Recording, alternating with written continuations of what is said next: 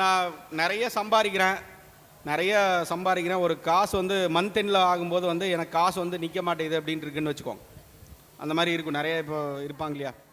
இப்போ அந்த மாதிரிலாம் இருக்கும்போது என்ன பண்ணலாம் அப்படின்னு பார்த்தீங்கன்னா, உங்களுக்கு பிறவி எண் அல்லது விதி எண் வருது இல்லையா, அந்த மாதிரி வச்சுக்கோங்க. அல்லது ரெண்டையுமே விட்டுருங்க. 6ஆம் தேதி 15ஆம் தேதி 24 6 15 24 இந்த மாதிரி வர்ற மாதிரி வச்சுக்கோங்க. அந்த டைமில் வந்து ஒரு சுக்கிர ஓரை நேரமாக வந்து எடுத்துக்கும். 6 15 24ஆம் தேதி சுக்கிர ஓரை வர்ற மாதிரி வச்சுக்கோங்க. அப்போ அந்த இதில் வந்து உங்கள் பேங்க் அக்கௌண்ட்டில் வந்து ஒரு ஏதோ ஒரு பணத்தை வந்து பார்த்திங்கன்னா பரிமாற்றம் பண்ணுங்க. ஏதோ ஒரு பணத்தை வந்து பரிமாற்றம் பண்ணுங்கள். அந்த பணம் இப்போ நீங்கள் ஒரு 5000 ரூபா உங்களால் பரிமாற்றம் பண்ண முடியுது அப்படின்னா அந்த 5000 ரூபா நீங்கள் வந்து அக்கௌண்ட்லேருந்து எடுக்கக்கூடாது. சரிங்களா?